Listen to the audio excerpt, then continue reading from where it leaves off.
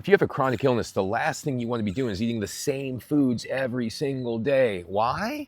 Because when you don't break these foods down, you could create sensitivities to them, and then they can unknowingly start to aggravate your symptoms. You can say, why are my symptoms getting worse? They seem to keep getting worse. And whenever I eat something, and no matter what I eat, I feel like I'm getting worse. Well, it's more than likely because we've been eating the same thing over and over and over and over again. The foods that are most likely to cause symptoms or cause irritation or reactions are going to be your dairy, your gluten, your nuts, your eggs, your seeds, your meat, too much meat.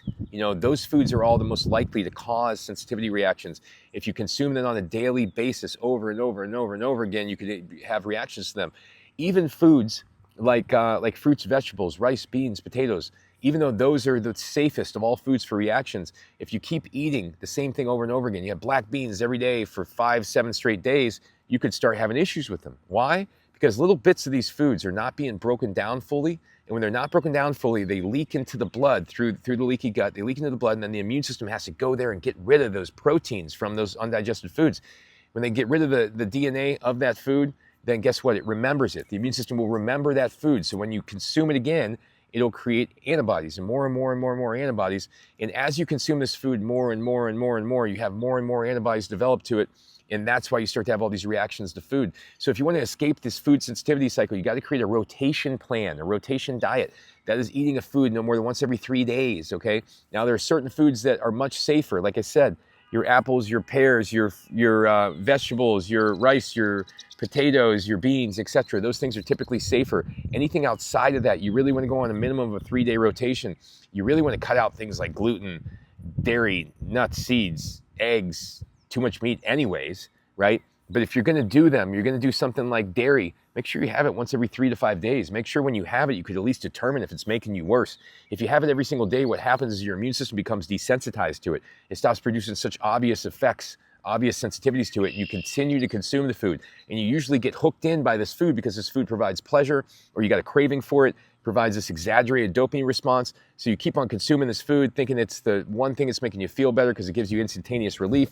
But in fact, it's doing the opposite. It's making you actually get triggered every time you're consuming it. And you develop this addiction to the foods that are triggering you most. And this is what happened with me for years, for like a decade. Oh my God, it would beat my head against the wall thinking about it. But the reality was, once I got into a rotation with these more complex proteins like your dairy, eggs, nuts, seeds, gluten, all that, started to eat these things less frequently, then guess what? I could have them again, right? Because I wasn't eating them so frequently that I developed a sensitivity to them. Initially, I had to remove them for a few months, and then something like eggs, for example, I added back in, let's say once, twice a week, no problem. If I started eating eggs every day for 3 weeks, guess what? I start to get a little bit of brain fog or whatever it is, right? But the reality is I don't get brain fog if I just eat them twice a week. I can still have them, right? So it's, the reality is you cannot keep eating the same foods in that trigger list, those trigger foods. You can't keep eating them over and over again every day and say, I have a chronic illness, I have symptoms, they're out of my control. It's because of rheumatoid arthritis, it's because of autoimmune disease, it's because of mast cell activation syndrome. No, it's because of the choices that we're making on a daily basis, that we're not rotating our food and we keep consuming foods that aggravate us and trigger us. That's the real reason that your symptoms are flaring up, because the real reason that you get symptom flares are one of 3 things: what we're consuming, what we're inhaling, and what we're thinking, okay? So the reality is, okay, if you're having symptoms, you have to look at your diet. And if you're eating those foods consistently, you got to rotate them. You got to eliminate them for 10 days, 15 days. Try to do that initially, and then add one back in every few days and see. Do your symptoms get worse when you add gluten back in for a few days? Well, yeah, I got itchiness on my leg, dry skin, etc. Okay, well, gluten's not good. Well, let's give it a couple days. Let's get the flare down, and let's try dairy. Okay, dairy was fine. Okay, I tried eggs. I started to get locking in my kneecaps. I started to get swelling under my eyes. I felt brain fog. Eggs aren't good.